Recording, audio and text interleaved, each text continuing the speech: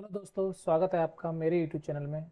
तो दोस्तों, आज हम पढ़ने जा रहे हैं चैप्टर नंबर 7, मानवीय पर्यावरण, बस्तियां, परिवहन एवं संचार। तो दोस्तों, मैं आपको बता दूं, ये क्लास 7th का कक्षा 7th की ज्योग्राफी भूगोल का चैप्टर नंबर कौन सा है? 7 है। तो इसका नाम आप जैसे कि नाम से तब जान सकते हैं, मानवीय पर्यावरण। इसमें जो मानवीय पर्यावरण, हमने पर्यावरण के घटक सुने थे, प्राकृतिक पर्यावरण, मानवीय पर्यावरण, इस चैप्टर में हम पढ़े थे, पहले चैप्टर में ही। अब हम जानेंगे बस्तियां क्या होती हैं, ठीक है, परिवहन, कौन कौन से परिवहन के साधन, परिवहन कैसे होता है आप जानते होंगे, और संचार, ठीक है। इसके बारे में हम इस चैप्टर में डिटेल में पढ़ने जा रहे हैं। तो दोस्तों, अगर आप मेरे चैनल पर नए हैं तो मैं आपको बता दूं कि इस चैनल पर हमने एनसीईआरटी की सीरीज स्टार्ट की है, जिसमें हम सारी एनसीईआरटी को कवर कर रहे हैं, क्लास 6 से लेके 12 तक, ठीक है। अभी हमने क्लास 6 की सारी ज्योग्राफी, क्लास 6 की हमने एनसीईआरटी की ज्योग्राफी, आपकी हिस्ट्री, आपका पॉलिटिकल साइंस, ये सारा हमने अपलोड कर रखा है अपने चैनल पे। अभी हम क्लास 7 का स्टार्ट किए हैं, उसमें हम ज्योग्राफी पढ़ रहे हैं। देखिए दोस्तों, अध्याय 1 में आप पढ़ चुके हैं कि प्रारंभिक मानव भोजन, वस्त्र एवं आवास के लिए पूर्ण रूप से प्रकृति पर निर्भर था। आप जानते हैं कि प्रारंभिक में जो मानव था वो भोजन के लिए, वस्त्र के लिए, आवास के लिए किस पर निर्भर था? प्रकृति पर। लेकिन जैसे जैसे समय के साथ साथ उसने नए कौशल विकसित करके खाद्य पदार्थों का उत्पादन करना सीखा, घर बनाना सीखा, यातायात एवं संचार के बेहतर साधनों का क्या किया? विकास किया अपनी आवश्यकता के अनुसार।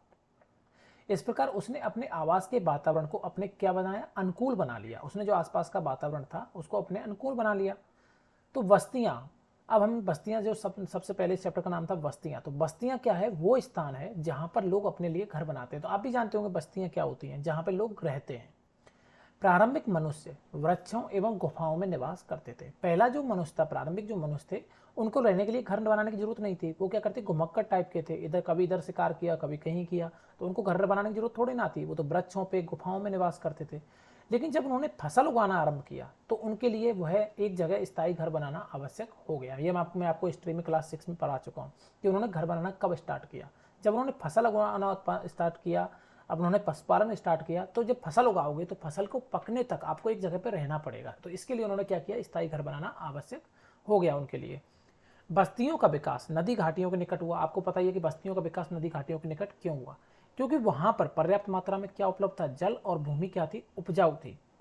व्यापार, वाणिज्य एवं विनिर्माण के विकास के साथ ही मानव बस्तियां बड़ी होती गईं। जैसे जैसे व्यापार बढ़ता गया, उत्पादन बढ़ता गया, वाणिज्य होता गया, कमर्शियल आपकी जो एक्टिविटी थी बढ़ती गई, आपका प्रोडक्शन बढ़ता गया, उसी के साथ साथ क्या हुआ? जो बस्तियां थी वो भी क्या हो गई? बड़ी हो गई। नदी घाटी के निकट बस्तियां पनपने लगी एवं किसका विकास हुआ बच्चों? सभ्यता का। ये आपने सिंधु घाटी सभ्यता, हड़प्पा सभ्यता, इसके बारे में पढ़ा होगा पिछली हिस्ट्री की जो क्लासेज मैंने ली थी। क्या आपको सिंधु, टिग्रिस, नील एवं हवांग ही नदियों के किनारे विकसित हुई सभ्यताओं के नाम याद हैं? सिंधु नदी सभ्यता थी, ठीक है, इनके नाम याद है, वही ये बोल रहा है। वे स्थान जहां भवन अथवा बस्तियां विकसित होती हैं उसे क्या कहते हैं? बसाव स्थान कहते हैं। आप खुद ही जानते होंगे, जहां पे भवन और बस्तियां विकसित होती हैं उन स्थानों पर उनको क्या बोलते हैं बच्चों? बसाव वाले स्थान, यानी कि बसाव हो रहा है वहां पे, ठीक है, बसावट हो रही है।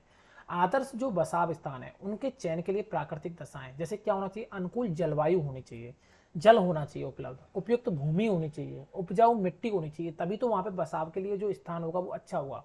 अब आपको लगता है कि कोई जगह रेगिस्तान है, रेतीली जमीन है, बंजर जमीन है, वहाँ पे जो लोग ज़्यादा बसेंगे, या फिर उपजाऊ जमीन है वहाँ पे बसेंगे? तो आप देखते हैं ना, जो गंगा ब्रह्मपुत्र की जो बेल्ट है, गंगा नदी वाली, यमुना नदी वाली, वहाँ पे लोग ज़्यादा रहते हैं। गंगा यमुना का जो मैदान है, वो गंगा नदी का मैदान है जिसको बोलते हैं, क्योंकि वहाँ पे ये सारी उपयुक्त क्या है? प्राकृतिक दशाएं उपलब्ध हैं। लेकिन इधर ही आप जब बाड़मेर, जैसलमेर, इस वाले क्षेत्र में जाओगे, जहाँ पे रेगिस्तान है, पथरीली ज़मीन है, उपजाऊ ज़मीन नहीं है, वहाँ पे जो बसाव के लिए जो आवश्यक दशाएं हैं वो उपलब्ध नहीं है। तो वहाँ की जो आप जो जनसंख्या घनत्व देखोगे वो बहुत कम है कंपेरिजन में जो यूपी और जो बिहार वाला जो बेल्ट है, ठीक है बच्चों।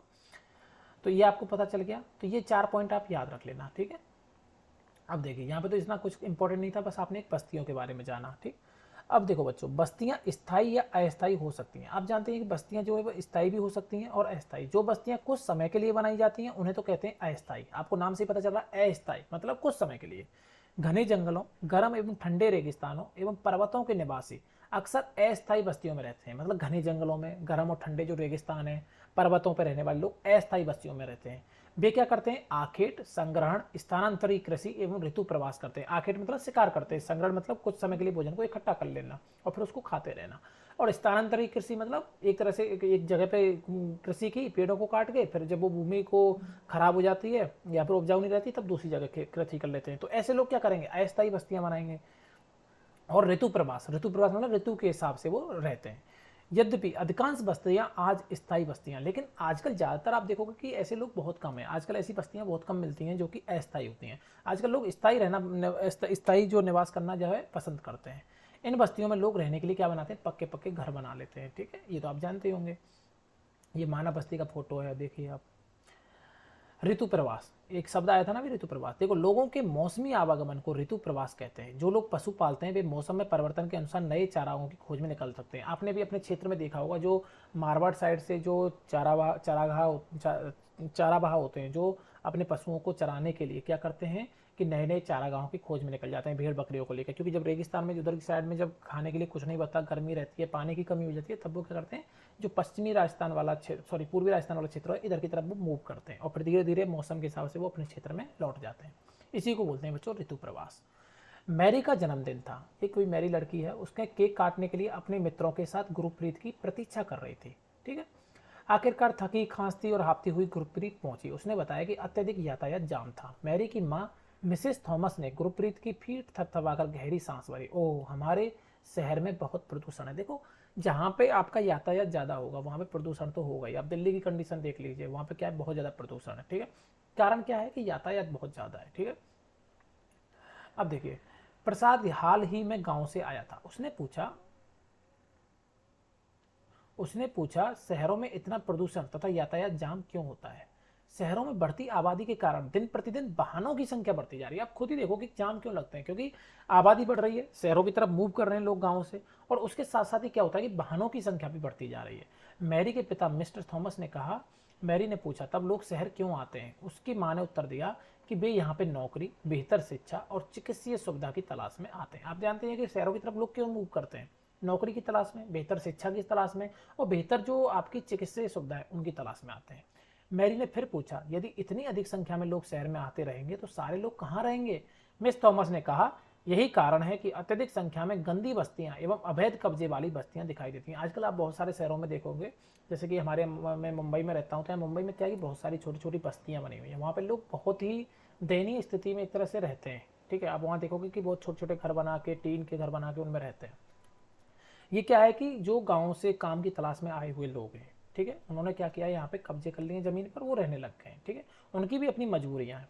बट ये क्या है कि इस तरह से क्या हो कि उनकी जो परिस्थितियाँ, आप उनको देखोगे कि एक तरह से मतलब एक विषम परिस्थितियों में वो निवास कर रहे हैं। ना तो वहाँ सुविधा है, स्वास्थ्य की सुविधाएँ हैं वहाँ पे, ना उनके रहने खाने की, ना सफाई की व्यवस्था है। आप देखोगे तो बहुत ही ज़्यादा मतलब दयनीय स्थिति है। जैसे आपने अभी न्यूज़ पढ़ी होगी कि धारावी को जो डेवलपमेंट के लिए अडानी को दिया जा रहा है, तो इस तरह की धारावी क्या एक बहुत बड़ी बस्ती है। ठीक है, जहां लोग भीड़ भाड़ एवं अस्वास्थ्यकारी परिस्थितियों में रहते हैं। शहरों में जल एवं विद्युत की कमी एक सामान्य समस्या है। शहरों में क्या है, जल और विद्युत की फिर कमी हो जाती है। प्रसाद ने कहा कि हमारे गांव में बड़े सिनेमाघर, अच्छी सुविधाओं वाले स्कूल एवं अच्छे क्या है, अस्पताल नहीं है। ठीक है बच्चों, लेकिन हमारे यहाँ बहुत सारी खुली भूमि, सांस लेने के लिए ताज़ी हवा मिलती है। जब मेरे दादाजी बीमार थे तो उनको शहर के अस्पताल में लाना पड़ा था। वो कह रहा है कि हमारे यहाँ अस्पताल नहीं है, स्कूल नहीं है, अच्छी सिनेमाघर नहीं है, ये हम मानते हैं गाँव में, लेकिन गाँव में क्या है कि खुली हवा है, सांस लेने के लिए खुली हवा है और बहुत सारी खुली ज़मीन है। वहाँ पे इतनी सघन बस्तियाँ नहीं पाई जाती। लेकिन हाँ, चिकित्सीय सुविधा इतनी अच्छी नहीं है। अगर आपके गाँव में घर में कोई बीमार हो जाता है तो आपको कहाँ जाना पड़ता है बच्चों, शहर जाना पड़ता है। ऊपर दिए गए संवाद से बस्तियों के दो विभिन्न चित्रण हमारे सामने आते हैं, ग्रामीण और शहरी बस्तियां। तो दो तरह की बस्तियां आपकी समाज में आई होंगी, एक ग्रामीण बस्तियां और एक शहरी बस्तियां। मतलब बस्तियां दोनों जगह हैं, एक ग्रामीण में है और एक शहर में है। गांव में ग्रामीण बस्ती होती है जहां लोग कृषि, मत्स्य पालन, वानिकी, दस्तकारी एवं पशुपालन संबंधी क्या करते हैं बच्चों, काम करते हैं। और ग्रामीण बस्ती जो है वो सघन या प्रकीर्ण हो सकती है। सघन बस्तियों में घर पास पास बने होते हैं, प्रकीर्ण बस्तियों में लोगों के घर दूर दूर व्यापक क्षेत्र में फैले होते हैं।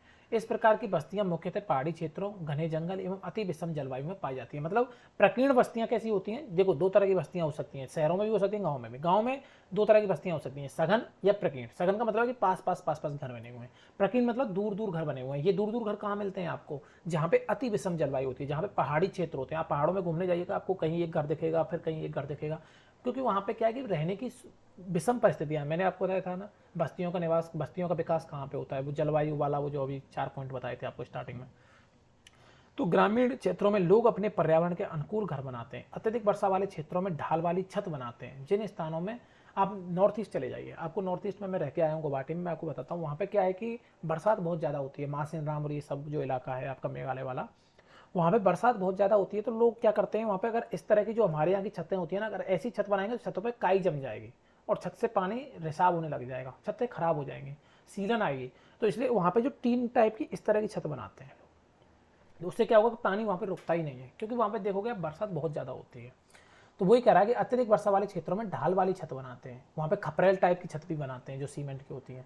जिन स्थानों में वर्षा के समय जल का जमाव होता है वहाँ ऊंचे प्लेटफॉर्म अथवा स्टिल्ट पर घर बनाए जाते हैं। ठीक है, जिन स्थानों में वर्षा के समय क्या है जल का जमाव होता है वहाँ पे ऊंचे प्लेटफॉर्म पे घर बनाते हैं। ठीक है, या स्टिल्ट बोलते हैं, जैसे ये देख रहे हो आप यहाँ पे स्टिल्ट। ये सब भी नॉर्थ ईस्ट में, आपका कोलकाता वाले क्षेत्र में, पश्चिम बंगाल में इस तरह के घर बहुत मिलेंगे। यहाँ पानी है और यहाँ बांस लगा के रखते हैं, या बांस के ऊपर यहाँ प्लेटफॉर्म बना देते हैं लकड़ी का और उसके ऊपर घर बना लेते हैं आप इस तरह के, देखिए।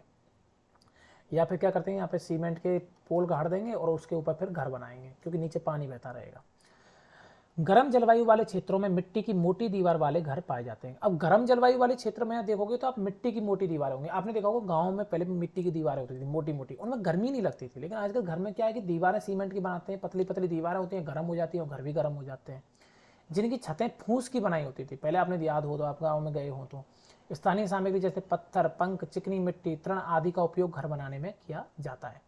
नगरीय बस्तियों में नगर छोटी एवं शहर उनसे बड़ी बस्तियां होती हैं। नगरीय बस्तियों में नगर छोटी और शहरों में उनसे बड़ी बस्तियां होती हैं। नगर में तो छोटी होंगी, शहरों में बड़ी होंगी।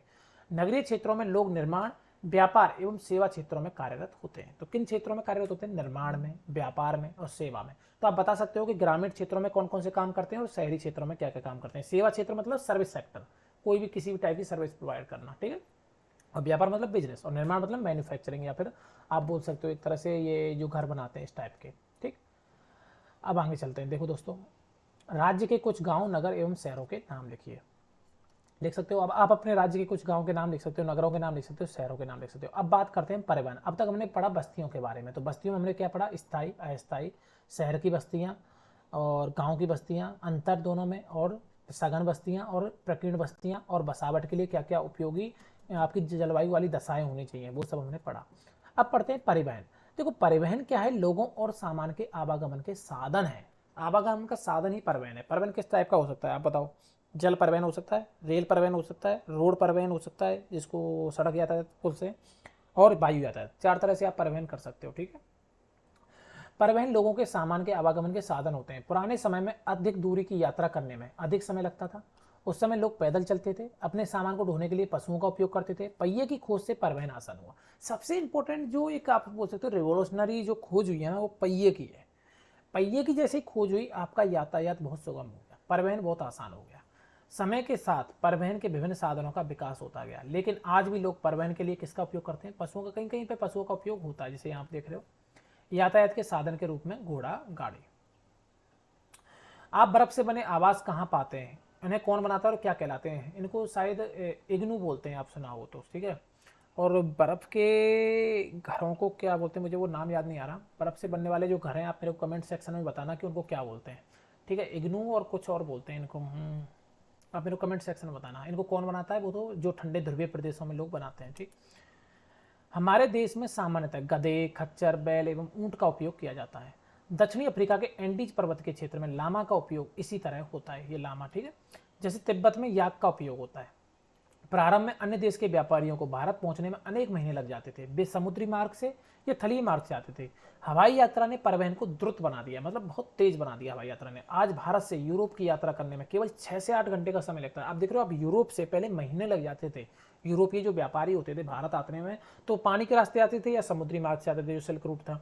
लेकिन पहले बहुत टाइम लग जाता था, मिडिल ईस्ट से होकर आना पड़ता था जब सड़क से आते थे, और पानी से आते थे तो ऐसे अफ्रीका पूरा पार करके आना पड़ता था। ठीक है, तो इसमें बहुत टाइम लगता था। लेकिन हवाई यातायात से आप देखोगे, आप 6 से 8 घंटे में आप यूरोप पहुंच जाते हो। ठीक है, इस प्रकार परिवहन के आधुनिक साधन समय और ऊर्जा की बचत करते हैं। ठीक है, परिवहन के 4 मुख्य साधन, ये तो मैं आपको बता ही दिया, सड़क, रेल, जलमार्ग और वायुमार्ग। सड़क मार्ग देखो बच्चों, कम दूरी यातायात के सबसे अधिक उपयोग किए जाने वाले मार्ग सड़क है, कम दूरी यातायात के लिए, कम दूरी है तो आपको सड़क मार्ग यूज करना है। सड़कें क्या होती है, पक्की भी हो सकती हैं, कच्ची भी हो सकती हैं। मैदानी क्षेत्रों में सड़कों का घना जाल बिछा है, मतलब मैदानी क्षेत्रों में तो सड़कें बहुत पाई जाती हैं आपकी, ठीक है, घना जाल है। मरुस्थल, वनों एवं ऊंचे पर्वत जैसे स्थानों पर भी सड़कें आजकल बनी हुई हैं।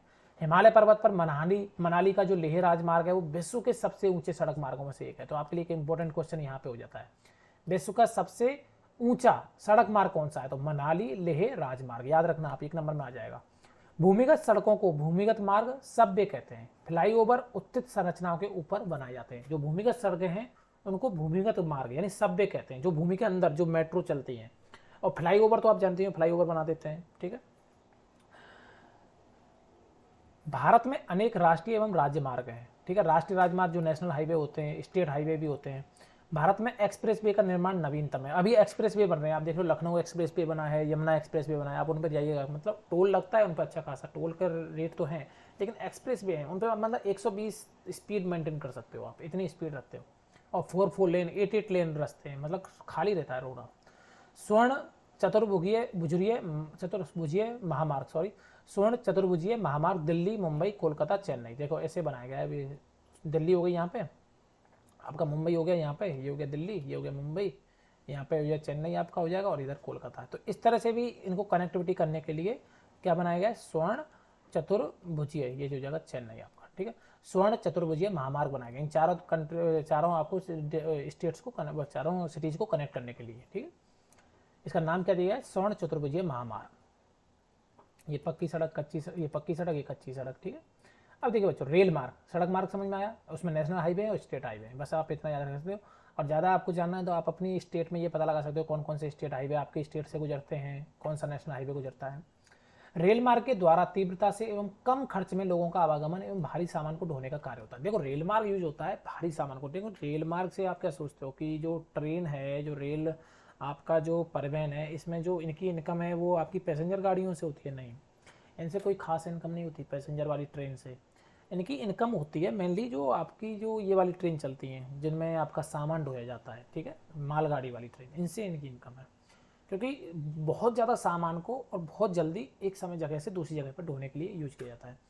ऐसे ही आप क्या सोचते हो कि रेल मार्ग की जो इन्होंने बिछाया था अंग्रेजों ने हमारे में यहाँ जाल जो बिछाया था, क्या इन्होंने हमारी सुविधा के लिए बिछाया था, नहीं, इनका उद्देश्य ये था कि कच्चे माल को ज़्यादा से ज़्यादा फैक्ट्रियों तक पहुँचाया जाए, ठीक है, ज़्यादा से ज़्यादा, और उसका दोहन कर सकें, उसके लिए इन्होंने रेल मार्ग बिछाया था। बाद में ये पैसेंजर्स के लिए यूज करने लग गए, वो बात अलग है कि हमको बोल दिया कि लोग देखो इससे आपको भी सुविधा मिल रही है, बाकी मेन मकसद उनका वही था, और आजकल उसी चीज़ के लिए यूज भी हो रही हैं। वाष्प के इंजन की खोज एवं औद्योगिक क्रांति ने रेल परिवहन की तीव्रता में विकास की। जैसे सड़क यातायात में पहिए की खोज ने हेल्प की, ऐसे ही यहाँ पर रेल मार्ग में क्या जो इंजन बना, जो भाप वाला इंजन, जेम्स वाट ने जिसकी खोज की थी, उसने बहुत अच्छा वो किया, इसमें तीव्रता को, मतलब एक तरह से तीव्र विकास किया इसका। डीजल और फिर विद्युत के इंजन आ गए हैं आजकल, तो वाष्प के इंजनों का स्थान, आजकल तो भाप वाले इंजन चलते ही नहीं है, अब तो डीजल और विद्युत इंजन है। सुपर फास्ट रेलगाड़ियों से परिवहन की गति और तीव्र हो गई, आजकल तो बहुत सारी सुपर फास्ट ट्रेन भी चलती हैं। मैदानी भागों में रेल मार्गों का जाल व्यापक रूप से फैला हुआ है। उन्नत प्रौद्योगिकी कौशल से दुर्गम पहाड़ी क्षेत्रों में भी रेल मार्ग बनाना संभव हो गया। देखो मैं आपको बताता हूँ कि आज से 2010 की बात है, जब मैं कॉलेज में था गुवाहाटी अगरतला में, नॉर्थ ईस्ट में, वहाँ पे जो ट्रेन जाती थी वो मीटर गेज वाली ट्रेन थी, छोटी ट्रेन थी, और उसमें क्या था, पहाड़ी क्षेत्र से होकर गुजरना पड़ता था, आगे भी इंजन लगता था और पीछे भी इंजन लगता था, ठीक है बच्चों, और उनको बहुत टाइम लगता था, 24 घंटे लग जाते थे, रास्ता बहुत ही दुर्गम था, ठीक है, पहाड़ से होकर जाना पड़ता था। स्पीड कितनी मेंटेन होती थी, 20 या 30, मतलब आप उतर जाओ और फिर थोड़ी देर बाद उस पर चढ़ भी सकते थे, इतनी ट्रेन वो मेंटेन करता था स्पीड।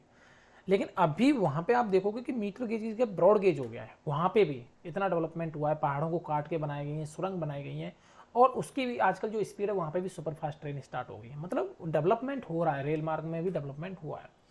लेकिन इनकी जो संख्या है वो काफ़ी कम है। भारतीय रेल मार्गों का जाल भली भांति विकसित है, ये एशिया में सबसे बड़ा, जो इंडिया का आप जो रेल मार्ग देखोगे ना, ये बहुत बड़ा रेल मार्ग है, इसकी लंबाई आप देखिएगा नेट पे, बहुत बड़ा रेल मार्ग है, और एशिया में सबसे बड़ा, आप सोचिए।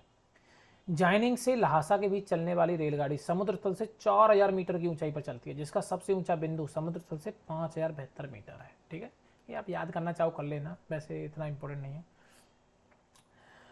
ट्रांस साइबेरियन रेल मार्ग, ये इंपॉर्टेंट है, विश्व में सबसे लंबा रेल मार्ग है, जो कि रूस में है। ट्रांस साइबेरियन मतलब ट्रांस मतलब पूरा उसके होके गुजरना, साइबेरिया से होके गुजरता है, ट्रांस साइबेरियन।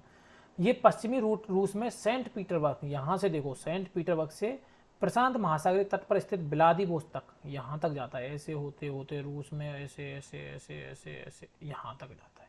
ये सबसे लंबा रेल मार्ग है आपका एक तरह से विश्व का, ट्रांस साइबेरियन, ये आपसे पूछा जा सकता है। और कहाँ से कहाँ तक जाता है, तो बताओ बच्चों कहाँ से कहाँ तक जाता है, सेंट पीटरबर्ग से लेनिनग्राड से व्लादिवोस्तोक तक, ठीक है, रसिया में है। अब बात करते हैं जलमार्ग। आप पहले पढ़ चुके हैं कि प्रारंभिक समय में रेल परिवहन के लिए जलमार्ग का उपयोग किया जाता था, पहले करते थे जलमार्ग, लेकिन अभी भी बहुत यूज होता है जलमार्ग। अधिक दूरी में भारी एवं बड़े आकार वाले सामानों को ढोने के लिए जलमार्ग सबसे सस्ता साधन है। ये मुख्यतः दो प्रकार के होते हैं, अंतर्देशीय जलमार्ग और समुद्री मार्ग। मतलब अंतर्देशीय मतलब हमारे देश के अंदर ही, और समुद्री मार्ग मतलब समुद्र के थ्रू दूसरे देशों में जाना। नाव्य नदियों एवं झीलों का उपयोग अंतर्देशीय जलमार्ग के लिए होता है। जो नाव्य नदी है, झील है, उनका उपयोग किसके लिए होता है बच्चों, अंतर्देशीय जलमार्ग के लिए।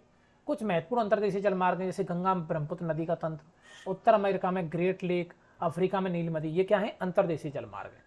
समुद्री और महासागरीय जो मार्ग हैं उनका उपयोग सामान्यतः व्यापारिक माल एवं सामान को एक देश से दूसरे देश पहुंचाने के लिए करते हैं।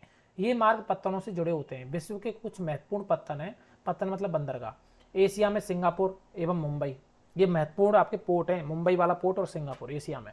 उत्तर अमेरिका में न्यूयॉर्क एवं लॉस एंजलिस, दक्षिणी अमेरिका में रियो डी जेनेरियो, अफ्रीका में डरबन एवं कैप टाउन। आपसे पूछ लेगा कैप टाउन कहाँ का पत्तन है, तो आप बोलोगे अफ्रीका। ऑस्ट्रेलिया में कौन सा है, सिडनी। यूरोप में लंदन। आप बेसिकली कुछ और पत्तनों के नाम याद कर सकते, इनको याद कर लेना बच्चों, ठीक है, पूछ सकता है, ठीक है, मैं ये नहीं करा, लेकिन पूछ लेगा एक नंबर में, तो आपके लिए काम कराएगा। वायु मार्ग, ठीक, ये तो बहुत ही इंपॉर्टेंट है, आप सब वायु मार्ग से तो आप विकसित होगा। मैं आपको ये बता दूं, मैं खुद वायु मार्ग वायु यातायात से जुड़ा हुआ हूँ, ठीक है। तो मैं आपको ये बता देता हूँ बच्चों कि सबसे सेफेस्ट मोड ऑफ ट्रेवल जो है वो वायु यातायात है। मतलब 0.00001% आप मान लो कि आपके चांसेज हैं क्रैश होने के, एक्सीडेंट होने के। वो बात अलग है कि अभी रिसेंटली क्रैश हुआ है नेपाल में, आपने सुना ही होगा, बहुत ही दुखद खबर थी, लेकिन मैं बता रहा हूँ कि ये बहुत रेयर होता है, ठीक है। आप सड़क यातायात की दुर्घटनाएं सुनते ही रहते हैं, रेल मार्ग की भी घटनाएं होती रहती हैं, जल मार्ग में भी दुर्घटनाएं होती रहती हैं, लेकिन वायु मार्ग बहुत ही सेफ है। हमें पता है, हम इनको कंट्रोल करते हैं कि किस तरह से ये कितना सेफ है। 20वीं सदी के आरंभ में विकसित यह परिवहन का सबसे तीव्र मार्ग है। ये सबसे तीव्र मार्ग है 20वीं शताब्दी में। ईंधन की लागत अधिक होने के ये सर्वाधिक महंगा है। महंगा तो आप जानते हैं, टिकट महंगी रहती है। वायु यातायात खराब मौसम जैसे कोहरे एवं तूफान से प्रभावित होता है। ये आप याद रख लो कि जब भी क्रैश हो रहा है, कुछ भी दिक्कत हो रही है, इनके लिए जो मतलब इनका दुश्मन जो है ना वायु यातायात का, वो है मौसम। मौसम अच्छा है, कोई प्रॉब्लम नहीं होने वाली। वो बात अलग है कि जहाज में ही कुछ प्रॉब्लम हो जाए, अदरवाइज इसके लिए कोई दिक्कत नहीं है। यह यातायात का अकेला साधन है जो सर्वाधिक दुर्गम एवं ध्रुव स्थानों तक पहुंच सकता है। ये मतलब बहुत ही ज़्यादा दुर्गम स्थानों तक भी जा सकता है, जहाँ कोई नहीं जा सकता, विशेष रूप से जहाँ सड़क और रेल मार्ग नहीं है। हेलीकॉप्टर अगम्य स्थानों एवं संकटकालीन परिस्थितियों में लोगों को बचाने, भोजन, जल, कपड़ा, दवाई बांटने के लिए बहुत ही उपयोगी साधन है। बाढ़ आ जाती है, आपने देखा ना, हेलीकॉप्टर से दवाई बांटते हैं ये सब। कुछ महत्वपूर्ण हवाई पत्तन है, दिल्ली, मुंबई में तो मैं खुद हूँ एयरपोर्ट पे, न्यूयॉर्क, लंदन, पेरिस, फ्रैंकफर्ट और काहिरा, ये सब क्या है, इंपॉर्टेंट आपके हवाई एयरपोर्ट है। संचार, अब बात करते हैं हम संचार की। ये हो गया यातायात, अब आता है संचार। संचार दूसरों के पास तक पहुंचाने की, सूचना पहुंचाने की जो प्रक्रिया है, मतलब खबर पहुंचाना, सूचना पहुंचाना, वो है संचार। टेलीफोन से, न्यूज़पेपर से, कैसे ही पहुंचा सकते हो।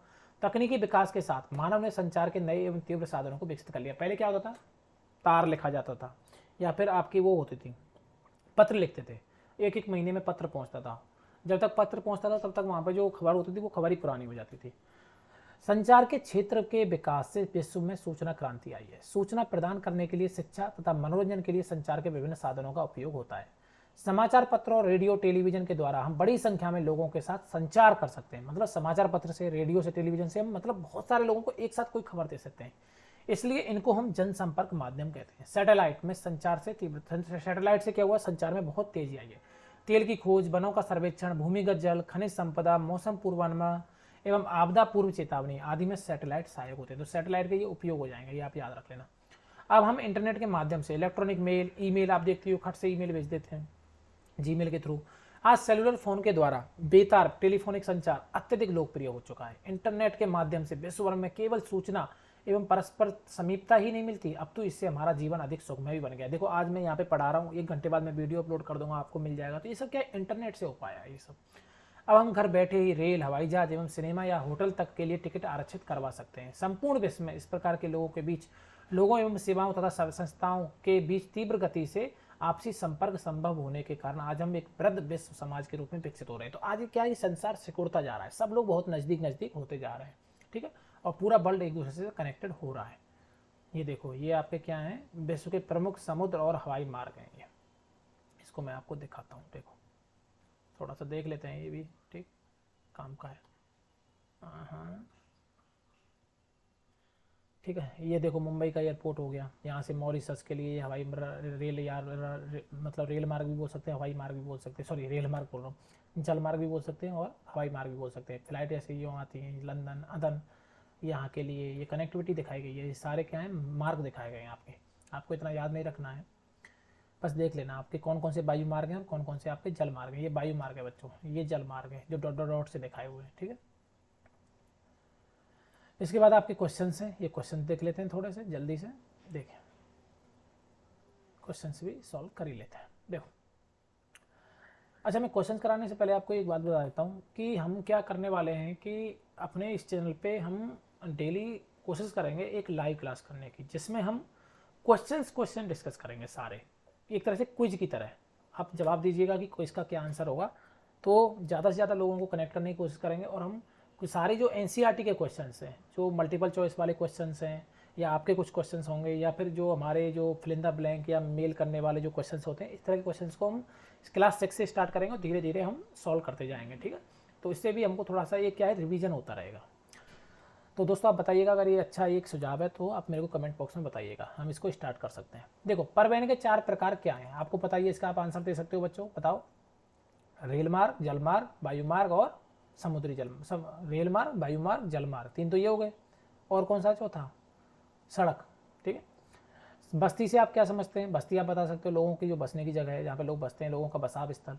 ग्रामीण लोगों के क्रियाकलाप आप बता सकते हो, क्या क्या करते हैं, खेती, पशुपालन, ये सब। रेल मार्ग के किन्हीं 2 गुणों के नाम बताओ, इससे मतलब बहुत जो भारी सामान होता है दूरी तक और कम मतलब पैसे में हम ट्रांसपोर्ट कर सकते हैं। संचार से आप क्या समझते हो, लोगों को इन्फॉर्मेशन पहुँचाना, संचार। जनसंपर्क माध्यम क्या है, रेडियो, टेलीविजन, न्यूज़पेपर, ये सब। तो ये सारे क्वेश्चन हो जाएंगे। इनमें से कौन संचार का साधन नहीं है, मेज, ये तो आप बोल ही सकते हो ना बच्चों। इनमें से कौन सा सड़क का भूमिगत निर्माण है, भूमिगत निर्माण है, सबवे, ठीक। किस द्वीप पर पहुंचने के लिए निम्न में से कौन सा यातायात का साधन उपयुक्त है। द्वीप पे जाना है तो देखो जहाज से जा सकते हो, कार से नहीं जा सकते, रेलगाड़ी से नहीं जा सकते। यातायात का कौन सा साधन पर्यावरण को प्रदूषित नहीं करता, साइकिल, ऑब्वियस ही बात है, साइकिल थोड़ा प्रदूषित करता है। इंटरनेट संचार का एक साधन है। नहर मार्ग, नहर मार्ग में क्या होगा, अंतर्देशीय जल मार्ग हो जाएगा। नगरीय क्षेत्र, क्षेत्र जहां लोग उत्पादन और ये सब करते हैं, सघन बस्ती, आसपास निर्मित घरों वाले क्षेत्र, ठीक है। ये सब मैंने मिलान करा दिए। बताइए कारण आज विश्व सिमटता जा रहा है। देखो कनेक्टिविटी अच्छी हो गई है, संचार के साधन इस तरह से हो गए हैं, आप तुरंत एक से दूसरे से कांटेक्ट कर सकते हो, कम्युनिकेट कर सकते हो। इससे ये लगता है कि आजकल जो विश्व है वो सिमटता जा रहा है। मैंने बोला था ना, एक्चुअली जब हम बचपन में पढ़ते थे तब एक पार्ट था, चैप्टर का नाम था सिकुड़ता संसार, आज पता नहीं है या नहीं, तो उसमें ये सभी बताया गया था। आजकल नाम कुछ और हो गया होगा, ठीक है। ये सब क्रियाकलाप आप कर लीजिएगा। अब हम अगला चैप्टर जो पढ़ेंगे वो होगा मानव पर्यावरण अन्योन्य क्रिया, उष्ण कटिबंध एवं उपोष्ण प्रदेश। इस चैप्टर को भी हम जल्दी ही फिनिश कर देंगे, ज़्यादा बड़ा चैप्टर नहीं है, ठीक है। और अगला जो है वो रेगिस्तान टाइप का कुछ एक चैप्टर है 9th का, उसको भी हम जल्दी फिनिश कर देंगे। तो मैं शायद ट्राई करूँगा अगली क्लास में दोनों चैप्टर को एक साथ कराने का, ठीक है। और इवनिंग में देखते हैं अगर हो पाता है तो आज उसकी एनसीईआरटी की जो सीरीज़ है क्वेश्चंस वाली वो स्टार्ट करते हैं, ठीक है। 4-5 चैप्टर एक साथ कर लेंगे, 10-15-20 मिनट का वीडियो बनेगा, उसमें आपका भी रिवीजन हो जाएगा और मैं भी आपको देख पाऊंगा कितनी आपकी तैयारी है, ठीक है दोस्तों। मिलते हैं अगले वीडियो में, तब तक के लिए थैंक यू, जय हिंद, जय भारत। चैनल को लाइक एंड सब्सक्राइब करना ना भूलिएगा, दोस्तों के साथ शेयर कीजिएगा, ठीक है।